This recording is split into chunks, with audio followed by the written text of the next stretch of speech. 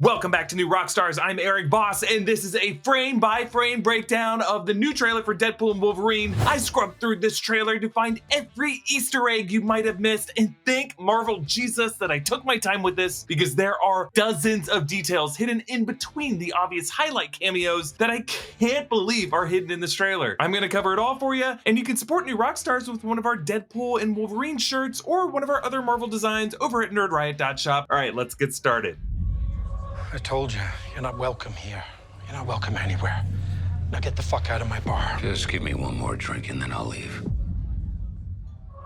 Hi, Peanut. I'm gonna need you to come with me right now. Okay, so the trailer opens in a bar in where else? Canada! There are Canadian flags hanging throughout the bar. There's also a Calgary Flames logo over Deadpool's shoulder. Canada is obviously important to Ryan Reynolds, where he comes from, but in the universe, it is the origin point and the refuge of Wolverine when he wants to go off the grid. This shot approaching Logan from behind reminds us of the shot of Logan from the Wolverine Insomniac game trailer. And just to the right of Logan on this bar top is this jar with a label. Just put the tip in, see how it feels. And I'm pretty sure those are blue condoms in the jar. So obviously it's a sex joke, but this bar is double dipping on collecting tips while encouraging safe sex, which I imagine is completely lost on the barflies we see in the background of this bar. Of course, we often see Wolverine in bar fights, from the 2000 X-Men film when he severed that shotgun, to 2011's X-Men First Class when he told Charles and Eric to go f themselves, to the 2013 bar fight with the dudes who killed that bear, and then the removed ending scene from the 2013 film that would have called back that same bar in the 2000 X-Men film. But I'm wondering, could this bar fight be the man with metal claws fights in bar brawl from the headline in She-Hulk? You'll notice Hugh Jackman in this movie has similar hair length and appearance to that 2013 James Mangold Wolverine film, which after the first three X-Men films and 2009's X-Men Origins Wolverine was really the first to reconceive Logan as a more grounded, tortured human just struggling with his aging body. And as I watch this trailer, I'm just reminded of how good of an actor Hugh Jackman is and how much he's bringing to this movie. Now, this bartender tells Logan that he's not welcome here, he's not welcome anywhere. It's not really clear if Logan is being discriminated against as a mutant, or if this bartender knows that he's Wolverine and that Wolverine disappointed mutant kind by letting a lot of the mutants die. Or, you know, Logan could just be some asshole who doesn't pay his tab. But this bartender is played by Greg Hemphill, actor and writer from Still Game, but notice how his audio doesn't match what the bartender actually seems to be doing here. I told you, you're not welcome here. You're not welcome anywhere. Yeah, notice how you don't really see his mouth move? And if he's cutting Logan off from drinks, why does this bartender reach for the whiskey to pour him another round? Really, I just think the bartender does say these words, it's just in a different part of the scene, and they're using trailer editing to reconstruct it here. Now, the new poster released for this film on Sunday evoked the poster for the 2017 Logan film, the one that had X-23 Laura's hand grabbing one of Wolverine's claws, and this poster has Deadpool kind of flirtingly stroking it with his finger. So despite Ryan Reynolds promising that they would not touch the events of the Logan film, they are totally going there. And remember, the reason things were so nightmarish in that 2017 Logan film is that we learned in that movie that anti-mutant toxins had been fed into the food supply through corn syrup. But if Logan's diet consists mostly of aged whiskey, there's no way tainted corn syrup would have gotten into those barrels, especially if it was aged whiskey. So our man's really 12 steps ahead, and he's probably gonna need to get started on the other 12 steps. And I like how Deadpool calls Logan Peanut, which is the nickname Scott Lang calls his daughter Cassie. And there is a giant Ant-Man corpse in this trailer, and I don't really know if it's connected, but we'll talk about it more later. Let's move on. Look, lady, I'm not interested. All right, well, I'm sort of on the tick-tick, so upsy daisy. Here we go. Oh, whiskey dick of the claws. It's quite common in Wolverines over 40. You don't want this.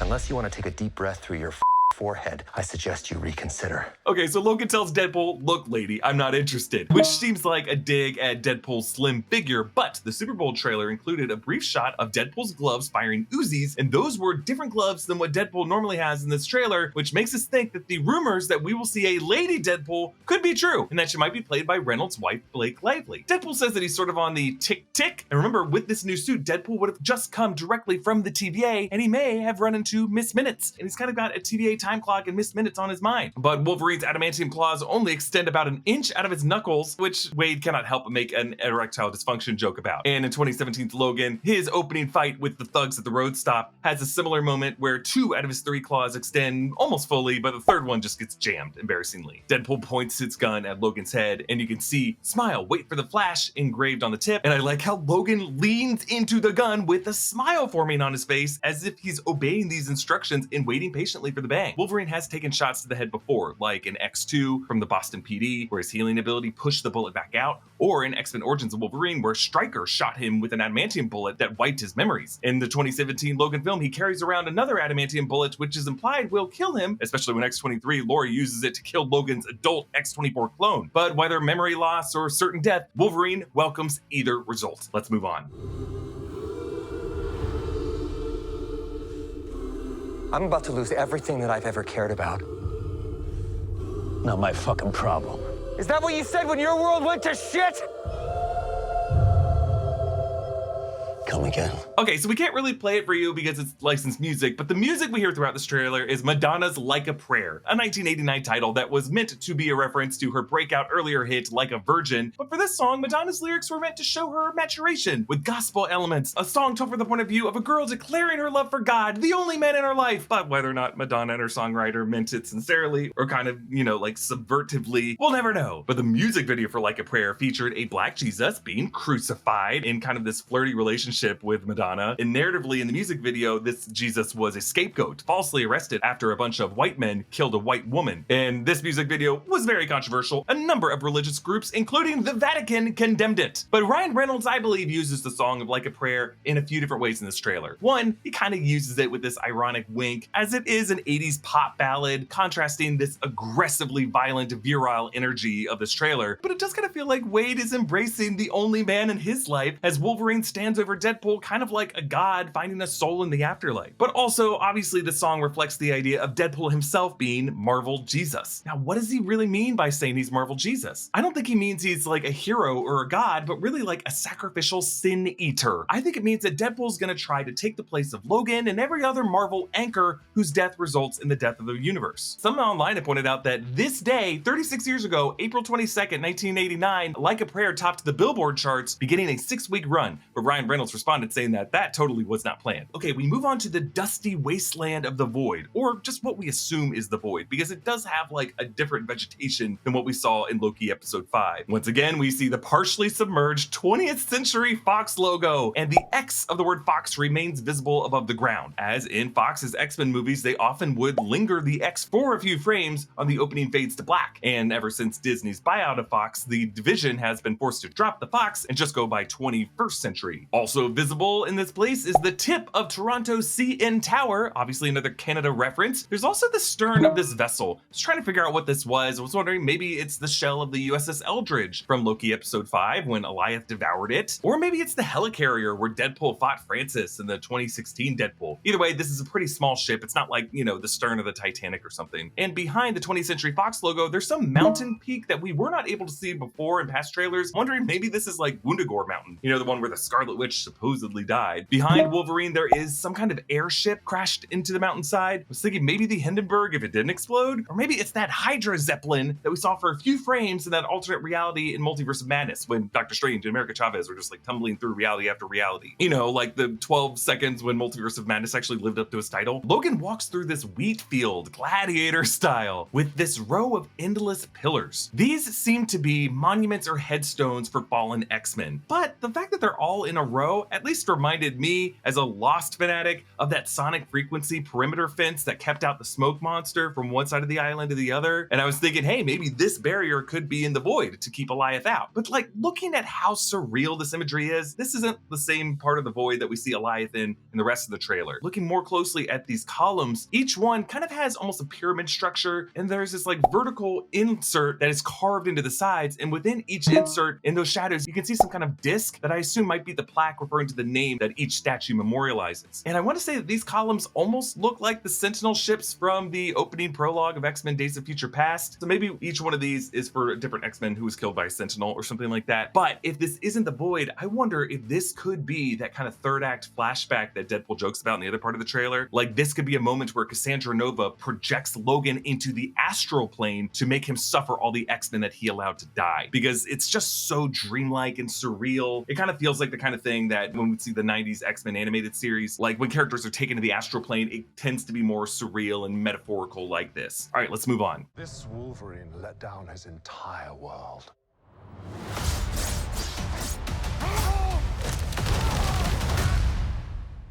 Want to talk about about what's haunting you, or should we wait for a third act flashback? Go yourself. Okay, TVA agent Paradox, played by Matthew McFadden, says this Wolverine let down his entire world. And we see Wolverine face down on the floor of the TVA. So yeah, this is a one shot in both the trailers we've seen so far of Wolverine inside of the TVA. And notice how Paradox has taken a blow to the face with a band-aid covering a broken nose. So who is this Wolverine? I think we're looking at a Wolverine from a different timeline who failed to stop a grisly fate of all the X-Men. It could have been a mutant massacre on Genosha by Cassandra Nova, or like a part of the timeline after the events of Days of Future Past, where the X-Men all started wearing these brightly colored suits that were comic accurate, or maybe some incursion wiped them all out. It's worth noting that in the Genosha massacre in X-Men 97, the Watcher was overseeing it, suggesting some kind of multiversal importance to this event. I just want to remind everyone that despite the Fox X-Men films seeming to have forked into 3 to 4 different timelines and it all being kind of confusing to the viewers, one thing that I learned from my rewatch is that from Fox's perspective at least, they considered these movies to all be part of one shared history, a history that was weird but then got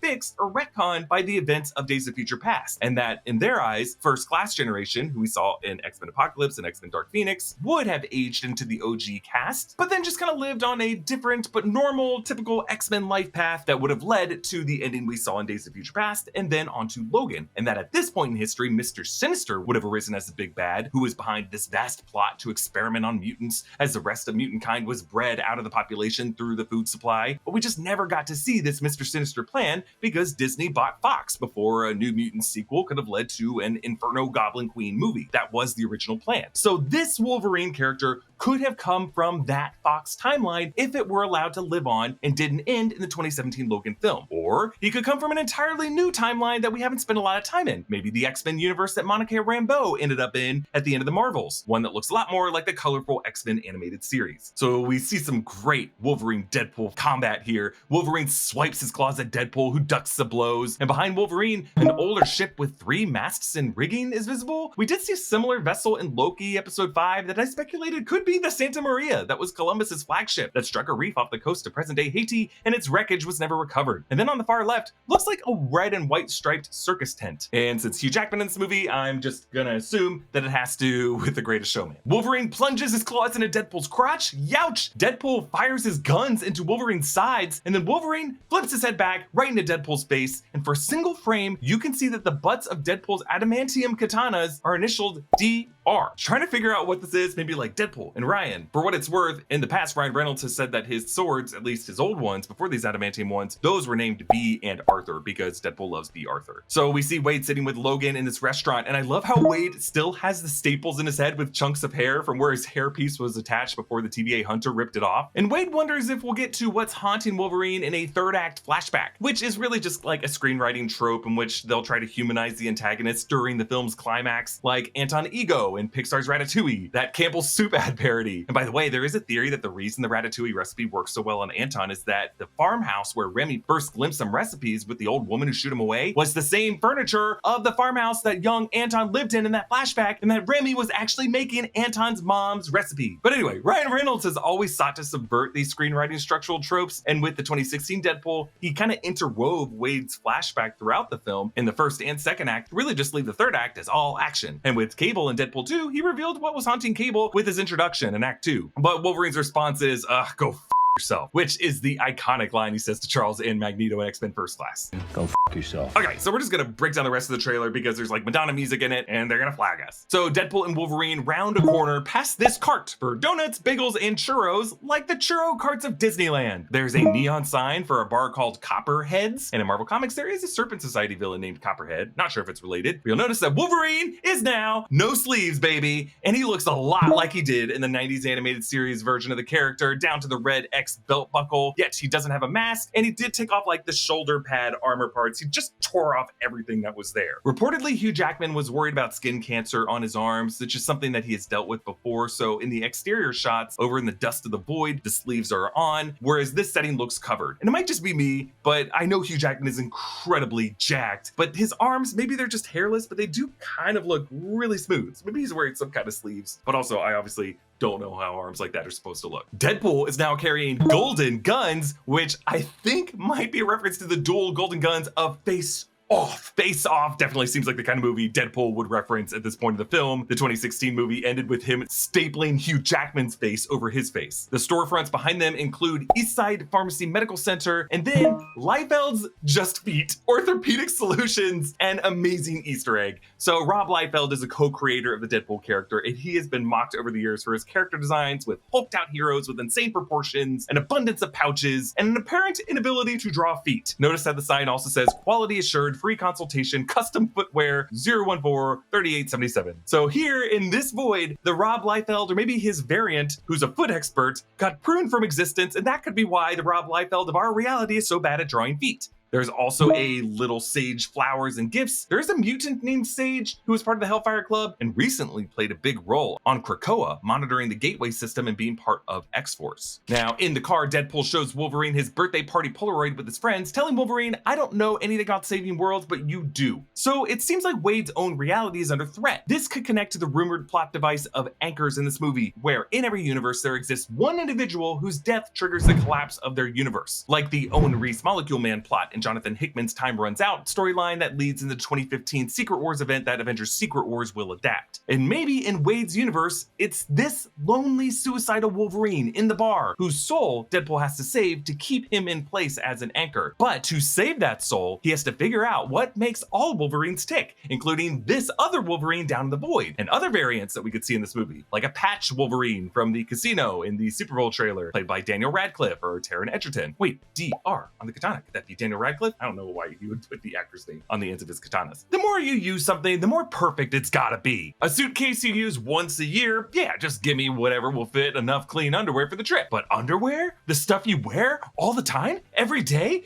That's gotta be perfect. That's gotta be MeUndies. All different kinds of styles and a billion patterns. You want something simple in a single color? They got that. You want something super fun and vibrant? They got that too. Plus, MeUndies comes in sizes XS to 4XL, guaranteeing a flattering cut for everybody. And they're so comfortable. Oh, the fabric is so breathable, it's stretchy, and it's just super soft. I got this pair, and honestly, they're my new go-to. I'm doing laundry every 3 days just so I can keep wearing these. MeUndies also has all kinds of joggers, hoodies, and onesies, so you can lounge around in MeUndies level comfort from head to toe. All of MeUndies products are made using sustainably sourced materials by partners that care for their workers. And if you're not happy with your first pair of MeUndies, it's on MeUndies. Good things come in big packages at MeUndies. Get 20% off your first order, plus free shipping at MeUndies.com/rockstars. But then we get this great close-up of Wolverine's claws snicting smoothly out of their metallic sheaths in his knuckles. And I feel like these slots would also have to be made out of adamantium to contain these claws so well so that they didn't tear through the gloves. So from whatever timeline this Wolverine is from, Professor X and Beast and Forge or whoever it was had to get their hands on additional adamantium and create these awesome gloves. And while I assume the claws that we see here are VFX, they do add these little details to the metal, like surface texturing and smudges and reflections from the neighboring claws, and that all just make them feel real and super sharp. I just love this shot so much. Okay, next, some incredibly bloody shots in the snowy forest of Deadpool killing these TVA agents. And if you look closely, Deadpool is using a tree branch, so he must be stabbing through this TVA armor with such incredible force to be able to smash through the armor and send pieces of the armor flying upward like that. So we're pretty sure that this setting is North Dakota, near the Canadian border, where in 2017's Logan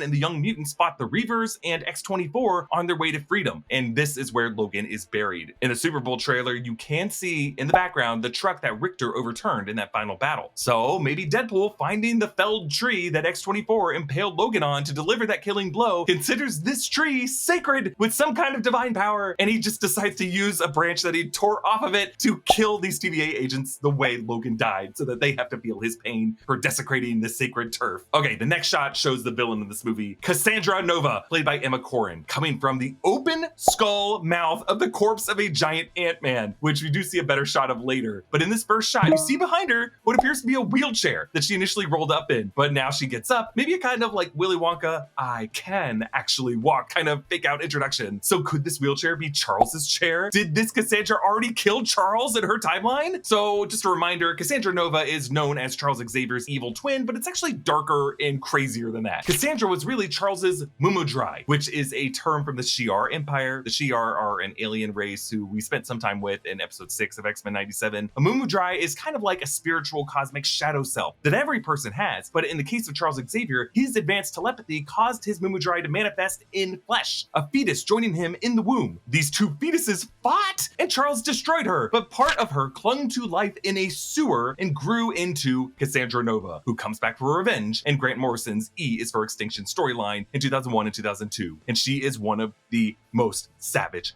villains in all of X-Men comics. And yes, she does actually wear a tan trench coat and pants and boots looking exactly like this in the comics. So Cassandra in the comics finds in the jungles of Ecuador a master mold, a giant sentinel printing machine, and uses that and Boulevard Trask to print a wild sentinel, a three-headed kaiju that she deploys against Genosha to kill 16 million mutants. We actually see this massacre in X-Men 97, and we're kind of waiting to see if Cassandra Nova is behind this attack, or if it's the doing of another villain that they've introduced in the show, like Sinister, or maybe Bastion or Apocalypse, or maybe all of them. But I just love that casting Emma Corrin, who's best known for playing the younger Diana Spencer in The Crown, as someone who hates, above all else, an Englishman named Charles. That's pretty perfect, right? So Deadpool slashes his adamantium katanas at Wolverine's claws, and going frame by frame through this, I'm just so amazed at Hugh Jackman's rage that Deadpool would have the nerve. Deadpool crosses his katanas between the first and second of Wolverine's claws to stop the attack. And it looks like the swords have these golden edges. You actually see these golden edges in close-up later as this TVA tailor with the white gloves carefully slides these adamantium katanas into the sheaths on Deadpool's back. And in the CinemaCon footage, this is the guy who keeps slapping Deadpool's ass, and Deadpool tells the other TVA employee that this guy's a predator and they need to call HR. Now, this blue van seems to be the same bloody vehicle that Deadpool was in that Super Bowl trailer where the seats were covered in bloody Wolverine claw marks and Deadpool was like waving them in. And now we see Wolverine responding to that, lunging toward Wade in the back seat of this van. But in a wide shot, Deadpool just suddenly flies up through the sunroof. What happened there? Notice you don't really see Wolverine in that particular shot of the car from the outside. And I feel like the slapstick physics could be explained by Deadpool planking atop Wolverine's body, and Wolverine is just like, get the hell off me, and thrust Deadpool in the air because he's so disgusted. And Deadpool just flies because, you know, he's like a super lightweight cartoon. Then we get this cool shot of Cassandra Nova sipping a teacup. I might be totally wrong about this, but her teacup looks like it might be patterned with the heraldry of Wrexham AFC. That's the football club owned by Ryan Reynolds and Rob McElhenney. You do see what looks like a W and maybe the dragon, but instead of red, it's gold. I might just be seeing things there. But there is this wide shot of the purple cloud of Eliath covering the sun. And in this shot, you can see that it's not just Ant-Man's head, it is the entire giant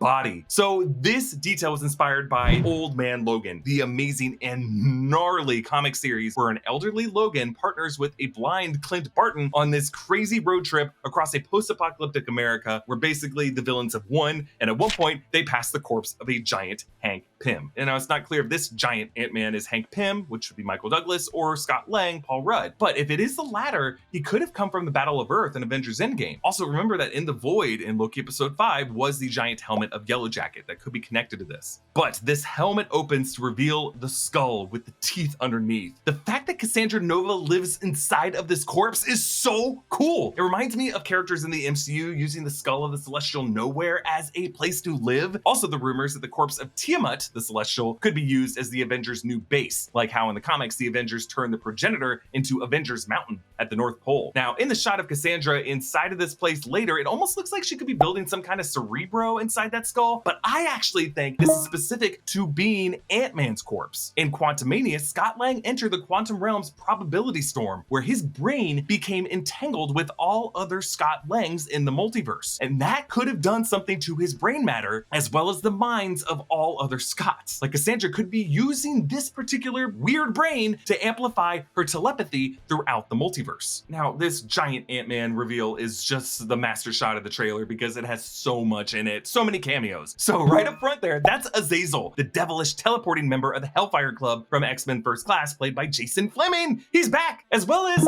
Lady Deathstrike from X2 X-Men United, played by Kelly Hu. You can also see Aaron Stanford Pyro on the background right, seated on his vehicle as he was back in the Super Bowl trailer. And then on the left, that is Callisto, Danya Ramirez, leader of the Omegas from X-Men The Last Stand, and crouching beside her with the green hair, that is Toad, Ray Park, returning for the very first X-Men film in 2000. He also, of course, played Darth Maul in Star Wars: The Phantom Menace. And then all the way on the left, in the foreground, you don't even really notice him at first because his face is covered, but notice that long blonde hair. I'm pretty sure this is Sabretooth, Tyler Mane, who would also be returning for that first film. Meanwhile, the bulky dude in the red and white striped shirt, this could be the Russian who is played by wrestler Kevin Nash in Thomas Jane's 2004 The Punisher. Now, what the mutant characters have in common is that they were all villains from the X-Men universe 10005, as it is currently designated, and all these characters died. Like Wolverine killed Lady Deathstrike by plugging her with liquid adamantium in Stryker's lab. Azazel was killed off-screen by Bolivar Trask's experiments between X-Men First Class and Days of Future Past. Toad and Sabretooth both died in the Liberty Island battle. Callisto was knocked out by Storm and was for sure obliterated by Phoenix when she wiped out everyone on Alcatraz. Pyro, presumed obliterated as well, but in the Days of Future Past Rogue cut, there is a memorial that includes Pyro's Zippo lighter, implying that he would have died sometime after that. I think the implication of the pruned 20th century Fox logo and the fact that it's not 21st century tells us that there was some incursion with Earth 10005 and that this entire history from the Fox era was erased. And maybe some souls might have been lucky and spared and reassigned to other universes, but these were the misfits who were left behind to waste. The vehicles in the shot are also worth mentioning because in the background on the left, that is the Fantastic Four Model 1, aka the Flying Bathtub, a version of which we saw in Fantastic Four Rise of the Silver Surfer, a movie that we're breaking down this weekend on New Rockstars. But on the right is the V16 coupe of Red Skull from Captain America: The First Avenger. But notice in the next shot, that Hydra Mercedes hood ornament has been replaced with an Iron Man head, and it has been painted to have the flames on black decor of Tony Stark's Roadster hot rod from the 2008 Iron Man film. This is so cool. So my hot take is that the masked driver of this vehicle could be, wait for it, Terrence Howard, the original roadie, pruned to the void. Now, Terrence Howard parted ways with Marvel under bitter terms before Iron Man 2 when Don Cheadle replaced him, but maybe the part as scripted in the script could give him a chance to get the last laugh. If it's not Terrence Howard, my guess is that it's going to be someone else from Tony Stark's orbit. Maybe Harley Keener, maybe Christine Everhart, or maybe William Ginter Riva. Like the guy could have figured out how to make something from a box of scraps. I just listed a couple lower tier actors because, you know, their budget for cameos is not unlimited in this movie. Also in the background of this V16 shot is the Golden Gate Bridge that was pruned from the events of X-Men: The Last Stand. We see Wolverine gargling with a bottle of Jack Daniels, and I assume this is his man cave where he lives. And we know from a later shot in the trailer that this is the same location that has the giant jawbone framed bed that Hulk slept on in Thor Ragnarok. There's a quick cameo by Dogpool wearing little shoes while the pup licks Deadpool with the longest, most disgusting tongue. And notice that they are in front of Liefeld's just feet as it explodes. Then we get this Mad Max Fury Road type shot of one of these scavengers reining 4 motorcycles like horses. The one closest to us is the Hydra motorcycle from Captain America: The First Avenger. You can see the Hydra logo near the bottom of it. One of these other motorcycles is definitely the one Steve Rogers rode in that film. The vehicle that they are towing is the one that has the Canadarm attachment used for the NASA Space Shuttle Columbia. And the dish on the end of that arm looks like the Bifrost pattern, and I think it's used to repel or to summon Alioth. An explosion rocks these 4 guys, and if you look closely at the walls behind them, these are actually the gloved fingers of the giant Ant-Man functioning as the gates to this compound, and that's such a cool detail. In Cassandra's lair, Wolverine tries to attack, but she telekinetically redirects his arms into his own leg. Emma Corrin is so fun to watch here. The face they make as Cassandra puppets Wolverine, it's almost as if to say, wah wah, so close. Also, take a look at Cassandra's fingers.